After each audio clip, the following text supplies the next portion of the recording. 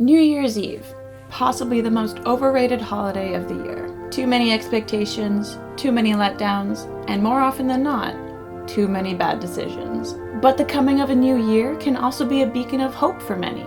A fresh start and a chance to make a change. But has it always been this way? Have people been counting down the clock to a new year since the dawn of time? How did past civilizations mark the passing of one year and the beginning of the next? Let's find out.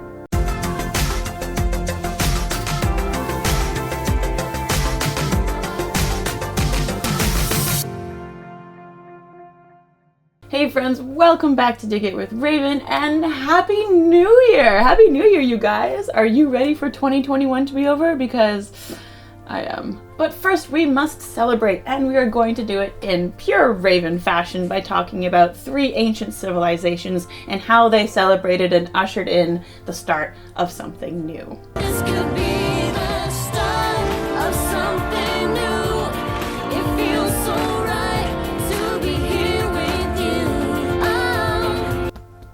I will forever simp over Zac Efron. And don't tell me your teenage self didn't fantasize about an underage New Year's meet cute where you sing karaoke in a ski chalet even though your family never travels over the holidays and you actually didn't end up having your first kiss until you were 19.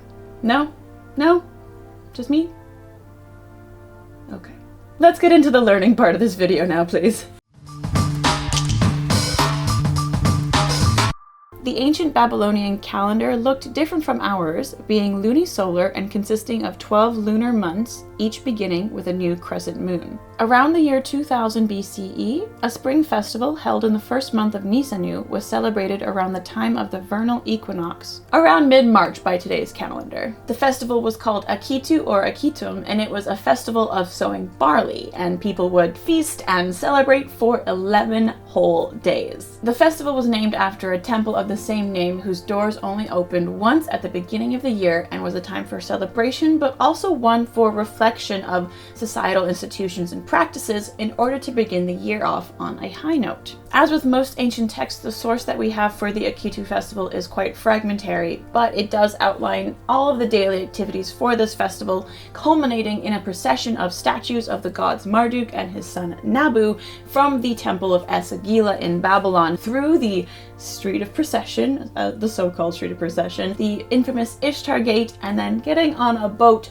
to sail down to the temple of Akitu. It seems like there may have been a link between royal legitimacy and the festival of Akitu because it didn't seem like it would ever be celebrated unless the king was actually present. In fact, Assyrian kings who aspired to the throne of Babylon made sure to emphasize their participation in the Akitu festival, almost as if it legitimized their claim to power. And hey, if you really want to brag about being slapped around in order to become king, then yeah, all the power to you. Oh, sorry, did I not tell you about the king slapping yet? Before the procession of the gods, the king would go up to the temple, be stripped of all his royal regalia, get slapped around a little bit, then kneel and recite a confession to the god stating that he has done no harm to Babylon and he's protected its people as well as respected the gods and worshipped them accordingly. The best part about this for me is that the slap would have to be so hard in order to cause the king physical pain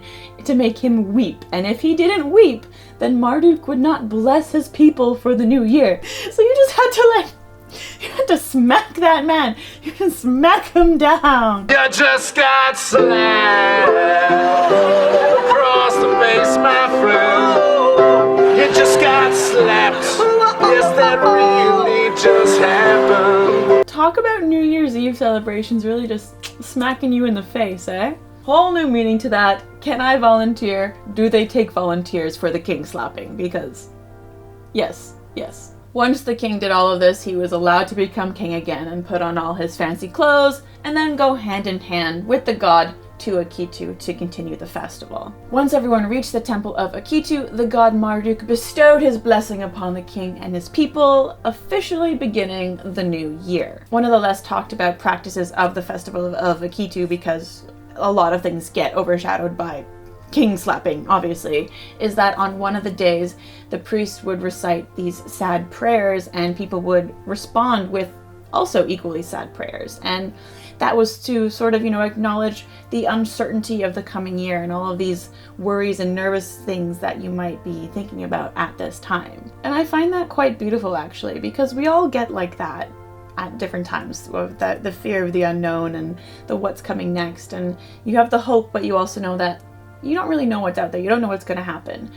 And it's kind of reminiscent of like New Year's 2019, the fear of the unknown. We should have had a little bit more fear of the unknown. Anthropologically speaking, the Festival of Akitu is one of the first regularly occurring traditions that we see where there is a setting of agendas and as well a precedent for reflecting on social institutions that we see within a civilization. So this idea of social maintenance and kind of reaffirming all of these things in order to maintain some stability and some similarities across the board from year to year is actually quite a big thing for civilizations and for societies to progress and to, evolve to what we have today.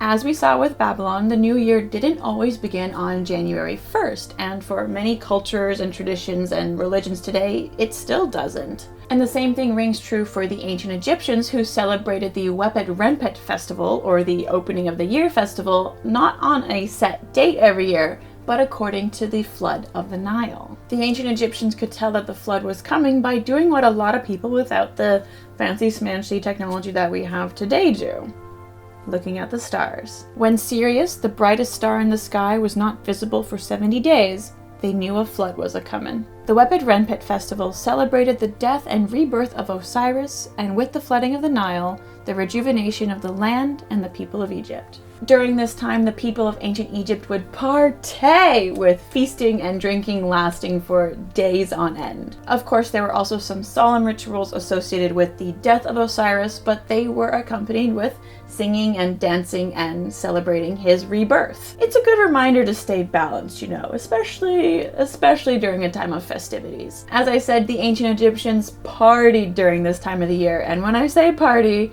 I mean partied hard. Recent excavations at the Temple of Mut have uncovered what is being called a porch of drunkenness associated with the rule of the boss lady pharaoh Hatshepsut. During the first month of the year, which is also when the Wepet Renpet festival took place, there seems to have also been a festival of drunkenness associated with the goddess Sekhmet, the warrior lion goddess, who at one point, according to Egyptian mythology, planned to destroy all of humanity, but luckily she was tricked by the sun god Ra, and she got really drunk instead. Like to the point of passing out. So she just got too drunk, passed out, didn't end humanity. So good things. So what do we do to celebrate the salvation of humanity? Partake in debauchery and drink the nectar of the gods. Beer. I love this discovery. Will I be making an entire video on it? Yes. Has it also inspired an entire series that I'm going to be calling Ancient Debauchery? Also yes. So subscribe to make sure you don't miss out on all of that fun, because it's going to be a mess, you guys.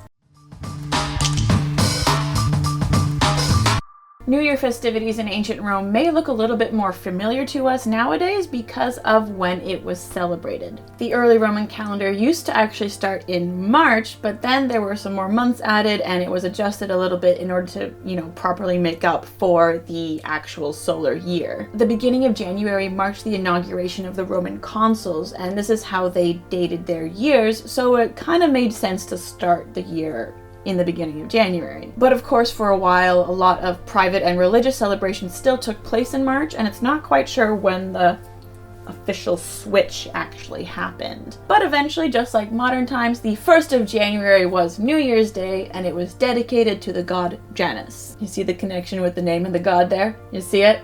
You see it? January, Janus. Janus is actually the perfect god to be celebrating on this day because he's got two heads, one facing forward, one facing backwards, so he can see both the past and the future. This is some deep metaphorical stuff, you guys. The Romans also believed that how you rung in the new year was indicative of how the rest of the year was going to go. And this is actually a philosophy that I have been living by since I heard Marissa Cooper tell it to Ryan on the OC. You know what they say.